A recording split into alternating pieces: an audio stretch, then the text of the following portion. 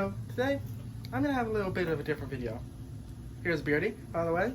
But today, I'm gonna be converting this 40-gallon tank into a paludarium. So I thought I'd change it up a bit from the herping videos and teaching you guys to do something a little more fun and relaxing of me building this paludarium. We have the 40-gallon paludarium, or the 40-gallon aquarium. Here we have the hardscape that I'm using. I'm using these twigs that I have found in my local woods, these rocks, and these odd looking pieces of foam. So these were actually from shipments of outdoor furniture. Here, I was just a little quickly. You can see my little baby turtle here out enjoying his new tank. Just redid it. But, so this was from outdoor furniture, actually an outdoor couch, and used to make sure that the furniture didn't move around that much. Now, it has all this stuff on it, because I used it in my old leopard gecko tank, but now I super glued two of these together here, and these, if I put them both in, are going to be the land areas. So on top of there, you can get out of the water, but below it's all going to be water, and inside it'll be mostly water. I'll leave about ½ an inch to an inch gap between the water level and the top of the inside of the hide, so that if anything's in there, it can still get air. But yeah, so these will be my two islands. And now let's start the hardscape. Okay, so I know that I want these, it's a little small and cramped in here. But anyhow, I know that I want these two islands to be on the side corners, but I don't want to leave this all empty space. So one of these is going to be a hot side, and one of this is going to be the cold side. So if I put any reptile in here, they can go out and bask on one side, and go out and get out of the water on this side and cool down, so that they have a place to get out of the water that isn't that hot. So now I'm probably going to put a branch in between them, and then I'll show you guys that and what other hardscape I'm going to add in a time lapse.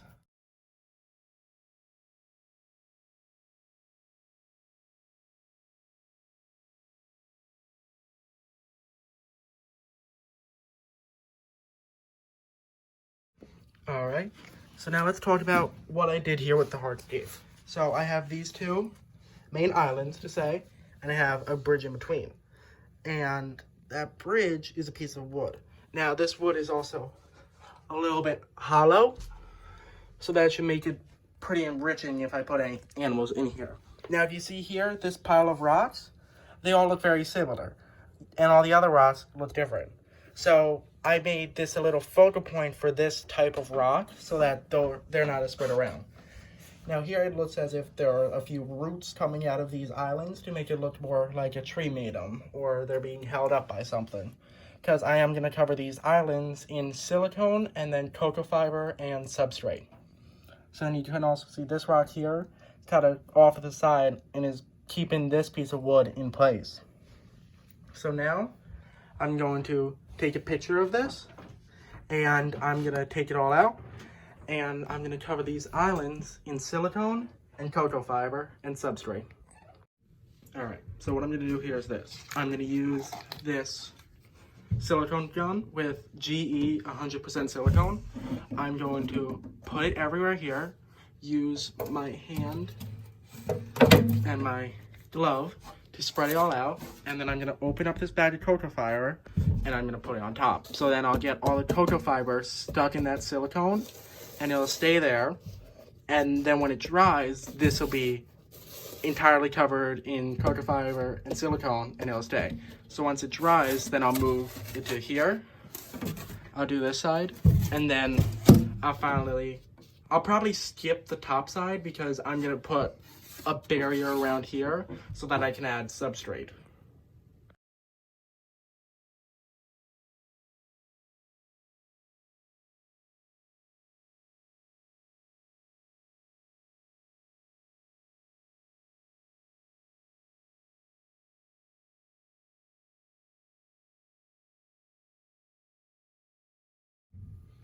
Okay, so that is one side complete. I'll tilt you guys a little bit. I'll move you guys actually. So that's one side complete. If you see during the time lapse, I did add a little sand to it to give it a little bit of a different texture and to make it look different than just plain dirt. And I actually really like it. I was a little nervous at first because a lot of the sand was in one spot, but once I spread it out, it looked a lot nicer. So now I'm gonna give this probably about 10 to 15 minutes, let it all dry, and then I'll probably go to the next side. But while I have this time, I'm gonna do it on this one. Now, I would be time-lapse and everything, but I'd rather use my phone and listen to music and watch videos. So I'll bring you guys back once everything's done with the islands.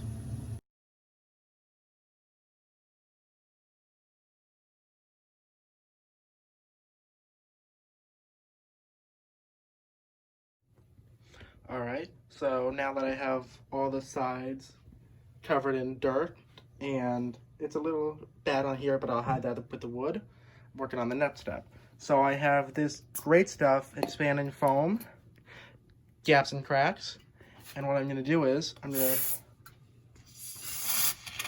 cover the outside rims in a boundary of this foam. So this will expand and create a barrier where I can, in the future, put my substrate behind. And it'll look natural when I cut it and trim back. So now I'm also going to do it on this side to fill in these corners so that the substrate doesn't fall down in the back. So there's that. That one done. Now let's work on the second one. And now it's okay if anything gets back behind here, anything alive, like any of the fish or anything, because it's a hide and they're allowed to hide. But you don't want the substrate falling back there and getting the water all dirty.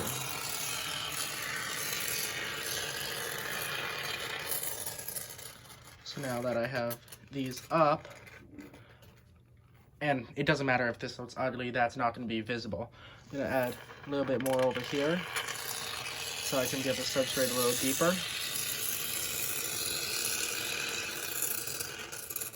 But now I'll wipe this off with a paper towel, close it up in a second.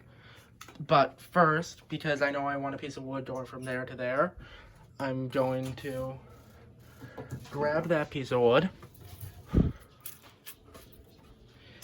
And I'm going to lay it where I want it to be. So now it will get foamed into there when the foam hardens, and then we'll be good. And if I need to, I'll add more barrier on top of or more foam on top of the islands. So the next step was to add in the substrate into these areas to make sure that there was enough so that I don't need to increase the foam layer anymore. So I did most of that, but I still have a few handfuls because I want to cover all the foam in the back with substrate so that I can't see any of it and it looks nice. Now this substrate is a mix of sand, dirt from topsoil, organic topsoil, and cocoa fiber. This topsoil is new, the play sand I've had for who knows how long, but this is all organic so that it doesn't add any fertilizers which could be harmful to the animals. So now once I do this, and because my substrate barrier is high enough, I'm going to cover this all in silicone. Then I'm going to cover it all in some more Eco-Earth cocoa fiber to hide that. Now the substrate barrier is covered in the substrate mix and cocoa fiber, so it blends seamlessly with air. It also blends pretty seamlessly with hides in the island.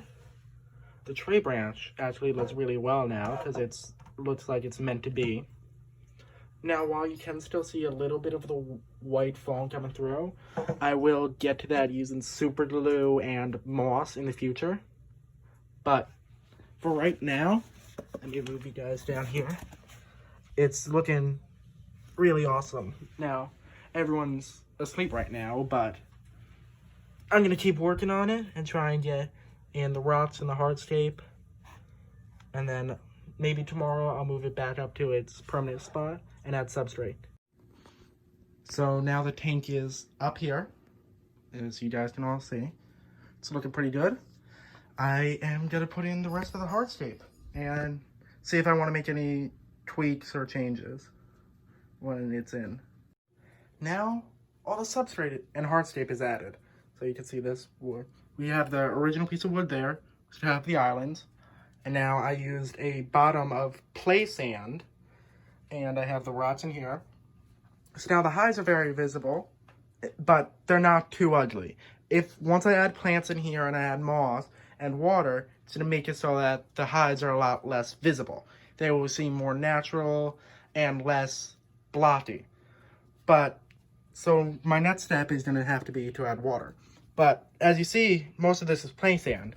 Yet in the back here, I did a mix of play sand, but underneath it, it's planted substrate. So that planted substrate is going to be hidden by the sand. I can throw a little bit more to hide it.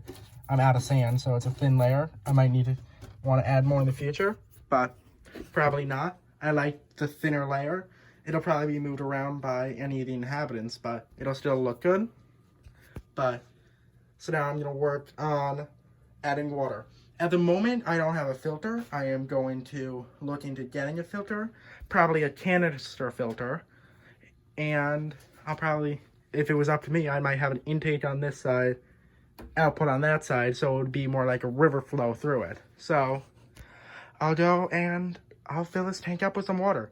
When I fill it up, it will be very cloudy because this substrate has not been washed. But I will let it cycle, let all the dust go down, and then we'll see the tank full of water. And after I fill it with water, then I can start planting. I'm thinking of having a lot of mosses, a few aquatic plants like hornwort and maybe some Java fern and Java moss. All quick growing plants or plants that aren't really eaten. And then on the land, I'll probably put more plants on the cool side and only have mosses on the hot side. And on the cool side, I'll probably do ferns, maybe some pothos, and maybe some tall grass-like reed plants to make it look cool. Maybe a horsetail in the back. Because I know in this middle corner, I want to have that heavily planted with plants coming up, out, maybe even out of the water. As well as this corner I want planted, and that corner planted. The rest of it I'm going to have more open. Unless I want some ephedurites, which are Java ferns, anubias, or mosses. Which I'll probably have sparsely in the middle. But now I'll fill out my bucket, and I'll do a bunch of trips to fill this tank up with water. I'm adding in the water. I am using 2 empty pots that I use for plants in this tank to put in the water so that it doesn't mess up too much with the substrate. It is pushing it a little away, but it's not completely disturbing it, so it'll look terrible. But as you can see, the water's raising up slowly, but I'm probably going to leave it about, if you see that little nook, I don't really know how to describe it, but about half an inch underneath the hide. So, or probably like 2.5 inches from the hide. Because I want there to be a little gap beneath the roof of the hide and the top. So that if anything's underneath there, it could come up and breathe. So that was my first bucket. Now to get a second. The tank is now full of water.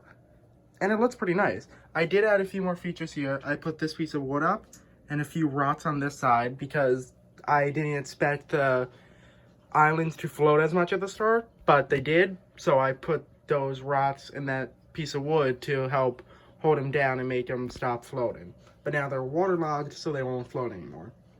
Now the front surface here, it's very bubbly, but the bubbles will be gone, and there's a bit of foam, or not foam, but cocoa fiber on the top. But once I get a filter, which is going to be a canister filter, I'm hoping to have the output on this side and the input on this side. So the water circulation will be going from one side to the other, more like a river or a stream. And because there's only about 1 inch to maybe 2 inches of substrate in the back on the islands, I'm probably not going to have any crazy plants. More plants that'll be coming out of the water, so riparious plants, and a lot more a lot more aquatic plants. So it's looking pretty good. And I'm not going to plant it today or in this video. I'm actually going to wait till I get the filter, have it cycle around for a bit, then go into plants. When I had, also, by then I'll have a little bit more money to buy the plants that I want. But I'm thinking about ferns, a lot of maybe hornwort, maybe some baby tears, maybe a lot of mosses, of course. You know you gotta have a lot of mosses. But also this light isn't permanent. I'm thinking of getting an LED strip lights and putting it around the sides, and then having an extra light over here for heating and UVA.